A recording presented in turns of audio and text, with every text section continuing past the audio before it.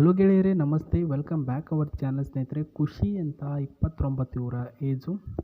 ಏನಿಲ್ಲ, ಒಂದು ಒಳ್ಳೆಯ ಫ್ರೆಂಡ್ಶಿಪ್ ಬೆಳೆಸಬೇಕು ಅಂತ ತುಂಬ ಆಸೆಯಾಗಿದೆ ಅವರಿಗೆ. ಇವರು ಬಂದುಬಿಟ್ಟು ಸ್ಟಡೀಸಲ್ಲಿ ವೀಕ್ ಆಗಿರ್ತಾರೆ ಸ್ನೇಹಿತರೆ. ಅಂದರೆ ಇವಾಗ ನೋಡಿ, ಸ್ಟಡೀಸ್ ಇವರು ಕಲ್ತಿರ್ತಕ್ಕಂಥದ್ದು ಬರೀ 7ನೇ ತರಗತಿ.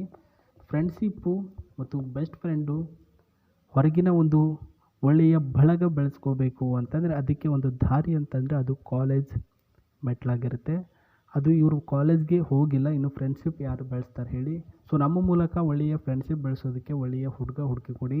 ಅವರೇನಾದರೂ ನನಗೆ ಇಷ್ಟ ಆಗಿದ್ದರೆ ನಾನು ಅವ್ರ ಜೊತೆ ಎಂಗೇಜ್ ಕೂಡ ಆಗ್ತೀನಿ ಅಂತ ಹೇಳಿದ್ದಾರೆ ಸ್ನೇಹಿತರೆ. ಹೆಸರು ಖುಷಿ, ವಯಸ್ಸು ಬಂದು 29 ವರ್ಷ. ಇವರು ವಾಸವಾಗಿರ್ತಕ್ಕಂಥ ಒಂದು ಸ್ಥಳ ಬಂದುಬಿಟ್ಟು ಹಾಸನದಲ್ಲಿ ವಾಸವಾಗಿರ್ತಕ್ಕಂಥ ನಿವಾಸಿಗಳಾಗಿರ್ತಾರೆ.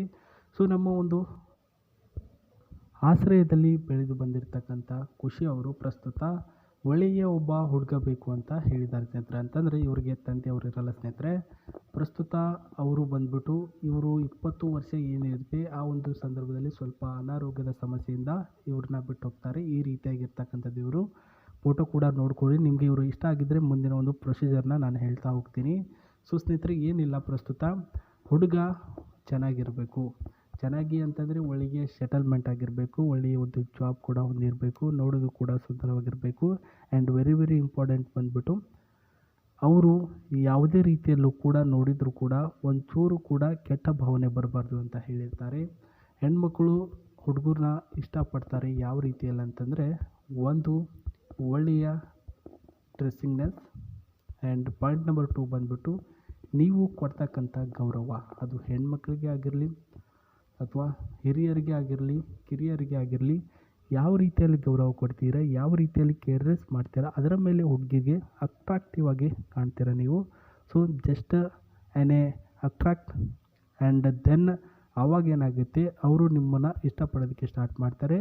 ತದನಂತರ ನಿಮ್ಮ ಜೊತೆ ಫೋನ್ ಕಾಲ್ಗೆ ಸಂಪರ್ಕ ತೆಗೆದುಕೊಂಡು ಅವರ ಒಂದು ಮನಸ್ಸಲ್ಲಿರ್ತಕ್ಕಂಥ ಎಲ್ಲ ಭಾವನೆಯನ್ನು ವ್ಯಕ್ತಪಡಿಸ್ತಾರೆ ಸ್ನೇಹಿತರೆ. ಈ ರೀತಿಯಾಗಿ ಹುಡುಗಿರು ಕೆಲವೊಂದಿಷ್ಟು ಪಾಯಿಂಟ್ಗಳ ಮೂಲಕ ನಿಮ್ಮನ್ನು ಸೆಲೆಕ್ಷನ್ ಮಾಡ್ಕೊಳ್ತಂತೂ ಕಟ್ಟಿಟ್ಟ ಬುತ್ತಿ ಅಂತ ಹೇಳ್ಬೋದು. ಇನ್ನು ಇವರ ವಿಚಾರಕ್ಕೆ ಬರೋಣ. ಏನಿಲ್ಲ, ಹುಡುಗ ಸ್ವಲ್ಪ ಹೈಟಲ್ಲಿ ಜಾಸ್ತಿ ಇರಲಿ. ಬಿಕಾಸ್ ಸೊ ಹುಡುಗರು ಕುಳ್ಳಕ್ಕೆ ಇದ್ದರೆ ಜಾಸ್ತಿ ಮ್ಯಾಚ್ ಆಗಲ್ಲ ಸ್ನೇಹಿತರೆ. ಸೊ ಹೈಟಲ್ಲಿ ಎಷ್ಟಿರಬೇಕು ಅಂತ ಇವ್ರು ಹೇಳಿದ್ದಾರೆ ಅಂತಂದರೆ 125 ಸೆಂಟಿಮೀಟರ್ ಇದ್ದರೂ ಕೂಡ ನನಗೇನು ಅಭ್ಯಂತರ ಇಲ್ಲ ಅಂತ ಹೇಳಿರ್ತಕ್ಕಂಥ ಸ್ನೇಹಿತರೆ. ಪ್ರಸ್ತುತ ಎಷ್ಟಾದರೂ ಇರಿ ನೀವು ಹೈಟಲ್ಲಿ. ಆ್ಯಂಡ್ ಬೊಜ್ಜು ಬೆಳೆಸ್ಕೊಂಡು ಹೊಟ್ಟೆ ಬೆಳೆಸ್ಕೊಂಡು ಇರ್ತಕ್ಕಂಥ ಹುಡುಗ ಆಗಿರಬಾರ್ದು ಅಂತ ಹೇಳಿದ್ದಾರೆ ಸ್ನೇಹಿತರೆ. ಅದೇ ರೀತಿಯಾಗಿ 3ನೇ ಪಾಯಿಂಟಲ್ಲಿ ಹೇಳಿರೋದು, ಒಂದು ಪುಟ್ಟದಾಗಿರ್ತಕ್ಕಂಥ ಸಂಸಾರ ನಿಮ್ಮದಾಗಿದ್ದರೆ ಆ ಒಂದು ಪುಟ್ಟದಾಗಿರ್ತಕ್ಕಂಥ ಸಂಸಾರದಲ್ಲಿ ನಾನು ಕೂಡ ಒಬ್ಬಳು ಸದಸ್ಯಳಾಗಿರ್ತೇನೆ. ನನ್ನನ್ನು ಮನೆಯ ಒಂದು ಮಗಳಿನ ಥರ, ಒಳ್ಳೆಯ ಹುಡುಗಿ ಥರ ನನ್ನನ್ನು ಕೇರ್ ಮಾಡಿಕೊಂಡು ನೀವು ಹೋಗಬೇಕು ಅಂತ ಹೇಳಿರ್ತಾರೆ ಸ್ನೇಹಿತರೆ.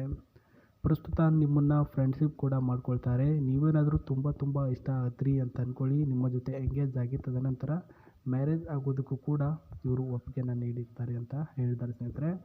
ಪ್ರಸ್ತುತ ನಾನು ಏನಕ್ಕಪ್ಪ ಹೇಳ್ತಿದ್ದೀನಿ ಅಂತ ಕೆಲವೊಂದಿಷ್ಟು ಜನ ಹೇಳಿರ್ತಾರೆ.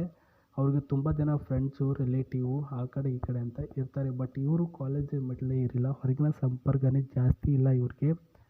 ಹಾಗಾಗಿ ನಮ್ಮ ಮೂಲಕ ಒಳ್ಳೆಯ ಒಂದು ಫ್ರೆಂಡ್ಶಿಪ್ ಬೆಳೆಸೋದಕ್ಕೆ ರೆಡಿಯಾಗಿದ್ದಾರೆ ಅಂತ ಹೇಳಿರ್ತಕ್ಕಂಥದ್ದು.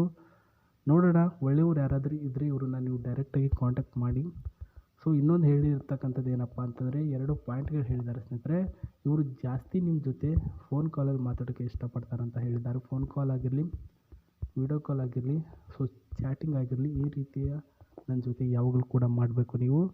ನಾನು ಯಾವಾಗಲಾದರೂ ನಮ್ಮ ಮನೆಗೆ ಬನ್ನಿ ಅಂತಂದಾಗ ಪ್ರಸ್ತುತ ಮನೆಗೆ ಬರಬೇಕು. ಆ್ಯಂಡ್ ನನ್ನ ಜೊತೆಯಲ್ಲೇ ಈ ರೀತಿಯ ಒಂದು ಬೆಡ್ರೂಮ್ನಲ್ಲಿ ಮಲ್ಕೊಳ್ಬೇಕು ಅಂತ ಹೇಳಿದ್ದಾರೆ ಸ್ನೇಹಿತರೆ. ತುಂಬ ಒಳ್ಳೆಯ ಆಫರ್ ಅಂತಲೇ ನಾನು ಹೇಳ್ತೇನೆ. ಸೊ ಹಿಂಗೆ ಕಾಣಿಸುತ್ತೆ ಹೊರಗಿನ ಭಾಗದಿಂದ ನೋಡಿದ್ರೆ ಅವರ ಮನೆ.